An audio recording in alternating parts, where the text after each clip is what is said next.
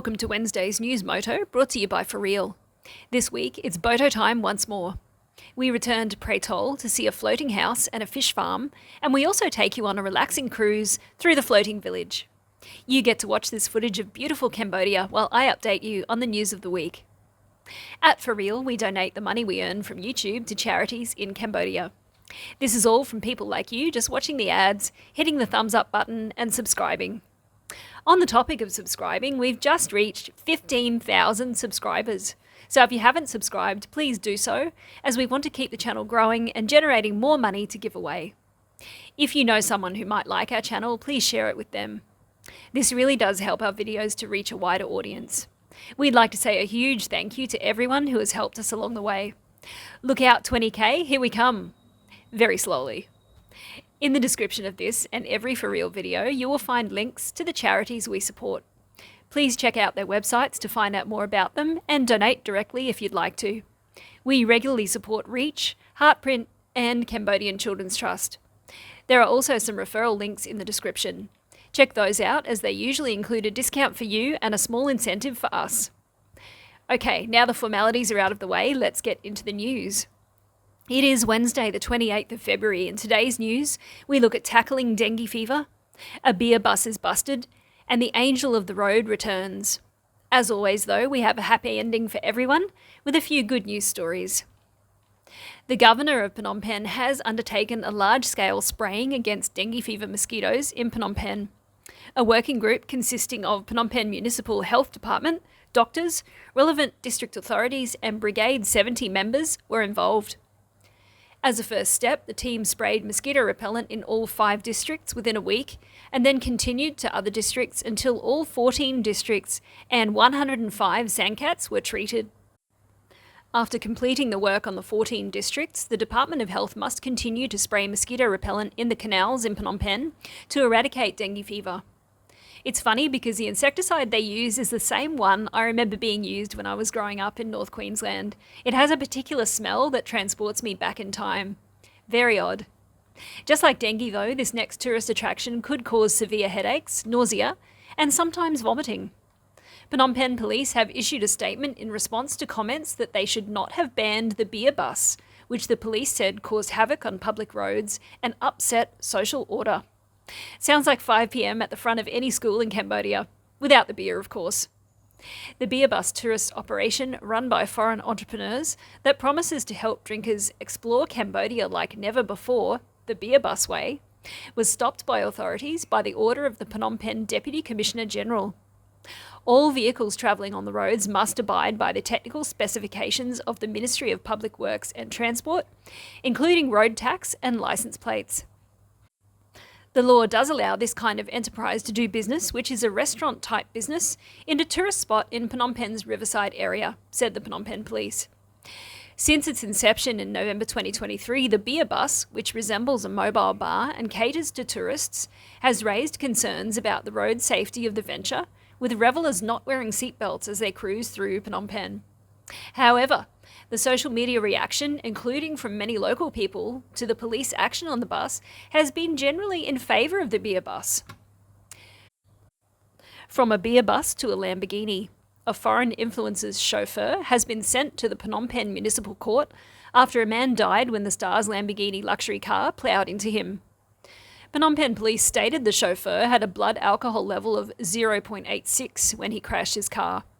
The chauffeur and the influencer then attempted to flee the scene by asking a friend to drive them away in a BMW. They were captured by authorities immediately after the incident. The owner of the car has been identified as a social media celebrity who posts regularly about cooking and shows off the vehicle involved in the crash in several videos, obviously before the crash. After the incident, the Land Traffic Police of the Phnom Penh Municipal Police handed the body of the victim to relatives so they could commence traditional rites. Another death due to drunk driving. Unfortunately, the angels of the road dividers, can't stop all the idiots, and they are very stretched, but they still try.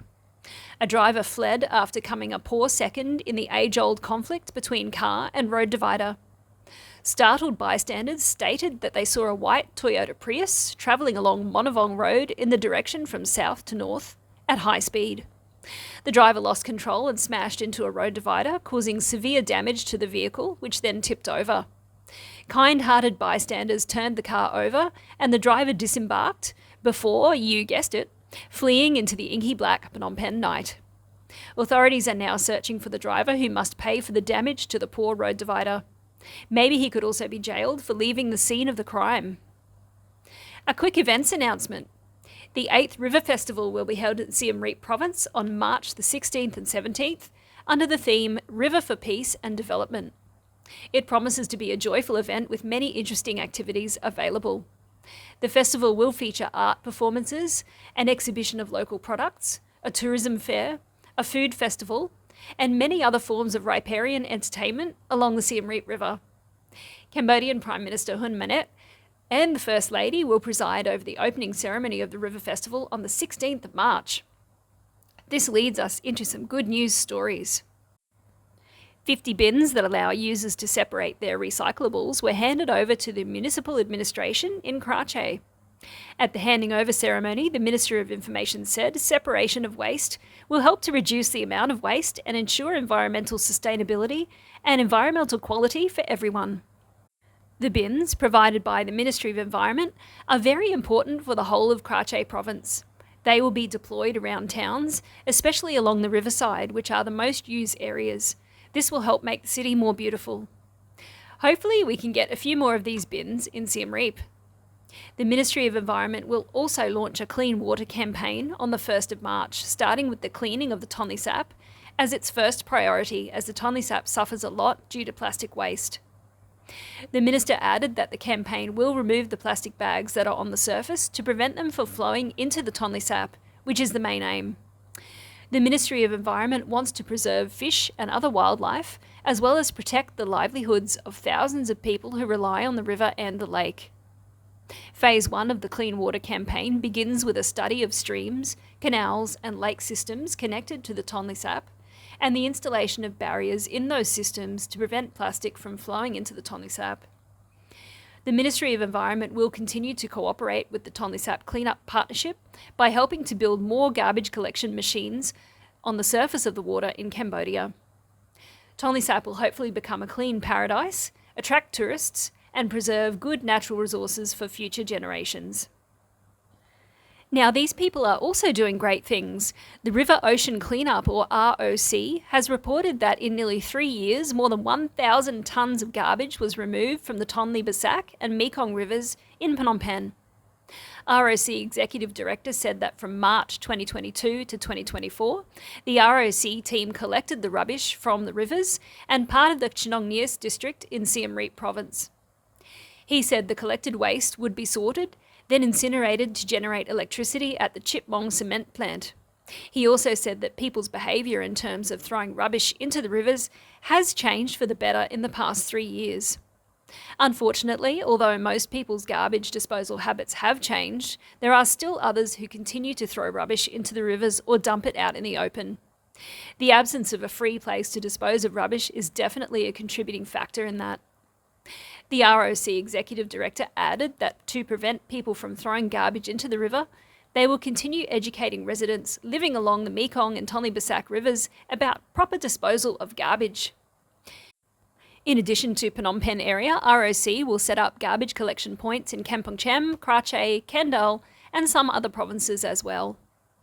When Jeremy and I first started this channel, it was to help get more bins and help clean up Siem Reap by showing what one person could do. Jeremy did actually get the go-ahead to make a proposal to the local government for 20 bins.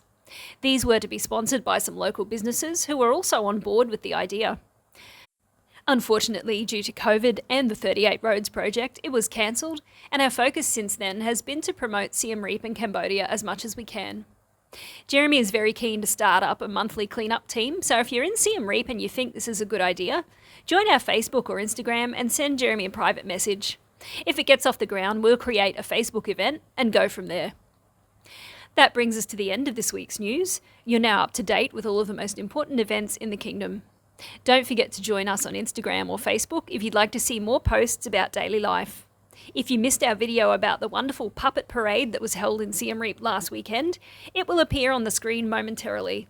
It was just a fantastic event, a real highlight of Siem Reap's calendar. Thank you so much for watching. Take care, have a great week, and we'll see you very soon.